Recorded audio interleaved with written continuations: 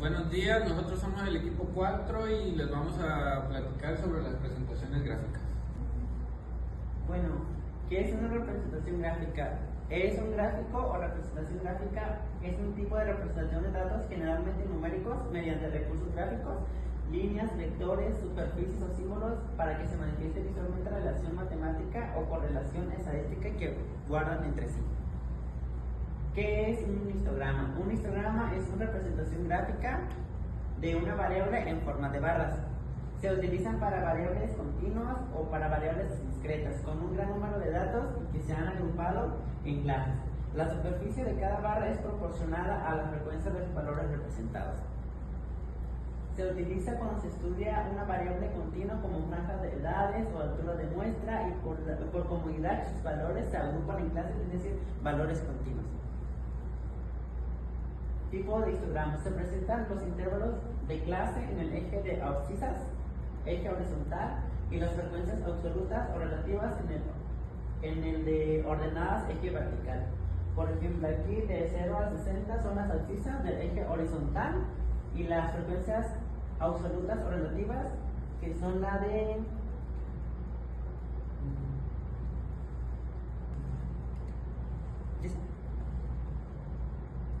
horizontal representa el menor a 60 a mayor a 120, que son estos.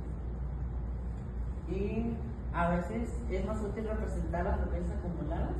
Por ejemplo, aquí de menor a 60 a menor a 121 y de 0 a 140. Aquí van formadas conforme los resultados que van de menor a mayor.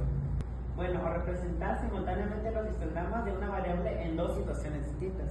Allí como está en la tabla, pueden ser mujeres y hombres que en el mismo lugar, en el mismo gráfica, que van siendo por dos grupos, hombres o mujeres. En otra forma muy frecuente de representar los histogramas de la misma variable en dos situaciones distintas. Aquí es lo mismo, solo que cambia lo vertical, que va de abajo, y lo horizontal cambia para este lado, que es menor a 120, no, menor a 60 a mayor a 120, y aquí menos 60 a 60. Es un método que permite hallar el origen de un problema estudiando por separado cada uno de los componentes de su conjunto. Aquí en las variables cuantitativas o en las cualitativas ordinales se pueden presentar polígonos de frecuencia en lugar de histogramas. Cuando se presenta la frecuencia acumulativa denomina ojiva. Y aquí es la misma, solo que en vez de las barras se ponen puntos y ya al último se unen y ya representa la gráfica. Ejemplo, marca de clase o valor medio se determina calculando el promedio entre los límites inferior y superior. La marca de clase representa a todos los datos pertenecientes al intervalo de clase correspondiente. Por ejemplo, aquí en la tabla pues está basado en representa la gráfica, perdón. El horizontal, el vertical es la frecuencia absoluta y la horizontal es el valor medio o marcada de clase, que son las edades. De este lado, la frecuencia absoluta. Las gráficas de pastel, ¿qué es? También llamadas como diagramas de pastel, es un círculo dividido en partes, donde el área de cada parte se proporciona al número de datos de cada categoría. ¿Para qué tipo de variables se utilizan? Se usa para representar variables cualitativas o categorías, de preferencia nominales. ¿Para qué nos sirven? Pues nos sirven para mostrar la proporción que le corresponde a cada categoría. ¿Qué se debe tomar en cuenta para construir una gráfica de pastel? Se debe identificar el todo así como sus partes. Cada elemento estudiado debe pertenecer a solo una categoría. Se deben representar las proporciones para cada categoría de la variable. La suma de las proporciones no deben de exceder el 100%. Se debe utilizar para representar máximo 5 categorías. Si la suma de las categorías más grandes y más importantes suman menos del 100%, entonces las otras categorías se deben agrupar en una sola, la cual se debe identificar como el nombre de otras, varios, etc. Como regla general, las gráficas de pastel deben mostrar tanto el porcentaje o la proporción, como el número de elementos en cada categoría. Debido a que en la gráfica de pastel lo importante es mostrar el porcentaje o la la proporción que le corresponde a cada categoría y no el orden. Son más adecuadas para representar variables nominales en lugar de ordinales. Vamos a ver cómo construir una gráfica de pastel. Así como casi todos los tipos de gráficas, la de pastel se puede elaborar fácilmente con el uso del software de uso general o especializado. Sin embargo, vamos a revisar la forma de construir una gráfica de forma manual.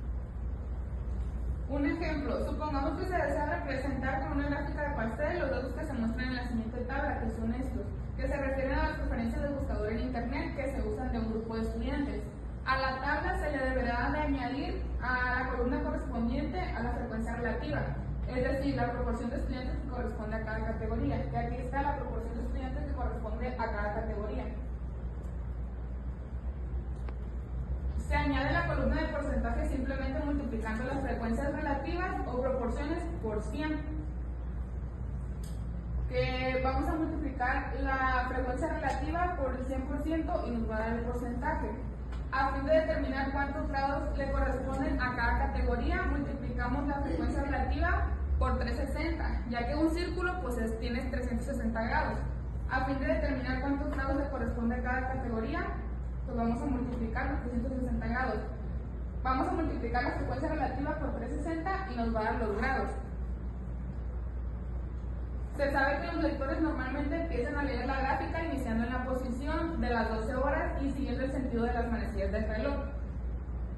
Entonces, la categoría más importante se debe de colocar extendiéndose en este sentido. El resto de las categorías se colocan a partir de la posición de las 12 horas en el sentido contrario a las manecillas del reloj. Empezando por la siguiente categoría con mayor proporción, así sucesivamente hasta terminar con la categoría con menor proporción. Algunas recomendaciones que les vamos a dar es que eviten usar gráficas de pastel, úsenlas únicamente para mostrar datos que presenten una parte importante del todo. Nunca use gráficas de pastel en 3 dimensiones porque distorsionan y falsean la información. Y evita también realizar comparaciones entre 2 o más gráficas de pastel. Después tenemos la gráfica de barras, que este es un gráfico. Después tenemos el gráfico de barras. Después pasamos a la gráfica de barras, que es un gráfico de barras es una forma de resumir un conjunto de datos por categorías. Este muestra los datos usando varias barras de la misma anchura, pero no siempre del mismo tamaño, y cada una de las cuales representa una categoría concreta. La altura de cada barra es proporcional a una agregación específica, por ejemplo, la suma de los valores de la categoría que esta categoría representa, o sea, la cantidad de la repetición. Las categorías podrían ser desde grupos de edad a ubicaciones geográficas. En este caso tenemos un ejemplo de las mascotas que tiene cada persona. De este lado tenemos el eje horizontal que se representa de lado a lado y son las cantidades, y el eje vertical que se representa de abajo hacia arriba, o sea, las etiquetas del eje, y esto representa la repetición de cada cantidad. Otro ejemplo es una tabla que contiene las cifras de ventas de varias frutas y verduras distintas, y el gráfico de barras puede mostrar una suma total de ventas de varios años. Esas pueden ser las frutas y las verduras, y allá representan la cantidad de ventas que tuvo en conjunto cada año, en el 2001 al 2003. Aquí podemos notar que hubo un incremento de ventas en el 2003, pero esto se maneja más en conjunto y no se puede notar tanto las ventas individuales de cada una. Las barras están coloreadas según la columna, la categoría que contienen los 2 valores frutas y verduras. En la segunda imagen se ha agregado la columna categoría del eje X, de manera que las barras se han dividido en 2 barras distintas, una para cada categoría. En este lado es igual, pero se puede notar o se puede diferenciar más entre la venta de una y otra. Las barras también pueden ser horizontales, que es casi lo mismo que la otra vertical, y se diferencian igual. Las gráficas de barras utilizan algunas palabras de un vocabulario que nos ayuda a entender la información de la gráfica. Primero tenemos el título de la gráfica, que nos ayuda a saber cuál es la información que podemos encontrar en la gráfica. Este se encuentra generalmente en la parte superior de la misma. Después tenemos los ejes, que como ya mencioné, son los lados de cada gráfica. Sale el vertical, que va de abajo hacia arriba, el horizontal que se extiende a lo largo a la parte inferior de la gráfica, y las etiquetas de los ejes. Nos dicen la información que se representa en cada eje. En la gráfica, uno de los ejes es el tipo de cereal y otro es el número de votos, que en la parte de abajo, o sea, en la parte vertical serían los cereales y los nombres, y el número de votos estaría en la parte horizontal. La escala nos dice qué tanto o cuánto se repite algo. Un ejemplo de esta escala es del 1 al 3. La altura de la barra indica el valor de cada opción. En el ejemplo, la altura de las barras indican cuántas personas votaron por cada cereal. Como lo mencioné antes, en esta parte están los nombres de los cereales, que se representan de manera vertical, y la cantidad de manera horizontal. Medidas de tendencia central. Propiedades de las sumatorias.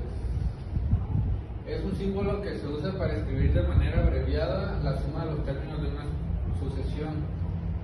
Aquí está la sigma, arriba va el último término, aquí va la sucesión constante y abajo de la sigma es el primer término, el subíndice. Propiedades. La sumatoria de una constante no depende del subíndice, es la multiplicación de la constante cuantas veces indique la sumatoria. Propiedad distributiva. El valor de una sumatoria donde existe una constante multiplicada por los sumados es el mismo que el valor que se obtiene al multiplicar la constante por la sumatoria. Continuamos con la sumatoria notable, que es aquella que sí cumple con ciertas características, tiene una manera corta de calcular. La más utilizada es la que nos ayuda a sumar los primeros números naturales, es decir, que la sumatoria empieza desde el 1 y los sumados son los números naturales consecutivos. Propiedad conmutativa. Propiedad conmutativa, al cambiar el orden de los términos permanece el mismo resultado. Propiedad asociativa. El resultado de una suma es siempre el mismo sin importar cómo agrupemos los términos. En este caso, la sumatoria de una suma es igual a la suma de las sumatorias individuales. Para que quede más entendible, a continuación les vamos a poner un video de cada una de las propiedades. Media, mediana y moda para datos no agrupados. La media es aquella donde se suman todos los datos y se dividen entre el número total de datos. La mediana se acomodan todos los datos en orden ascendente y se encuentra el dato central, que es el que está en medio de ellos. Y la moda, pues es el dato que más se repite. La media, pues la media puede servir para representar un conjunto de datos y es el valor que se obtiene al sumar todos los datos y dividir el resultado entre la cantidad de datos. Los datos recabados como 0 no modifican la suma, pero sí cuentan para determinar el número entre el que se divide, por lo que sí modifican el promedio. Pues para calcular la media de los siguientes datos, que es 11, 6, 7, 7 y 14, se suman todos los datos y se dividen entre el total, que son 5, entonces 35 entre los 5, pues da 7. La mediana, que pues más formalmente se puede definir como el lugar del valor central de una sucesión, y pues la divide en un número igual de valores anteriores y sucesores.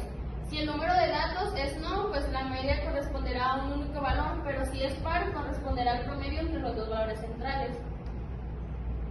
La mediana no, para localizar el dato que corresponde a la mediana, se puede usar el método artesanal, que pues es de ir tachando pares de números de cada orilla hasta llegar al dato o los datos del centro. Para calcular la mediana de las siguientes calificaciones del curso de estadística evaluado sobre 10.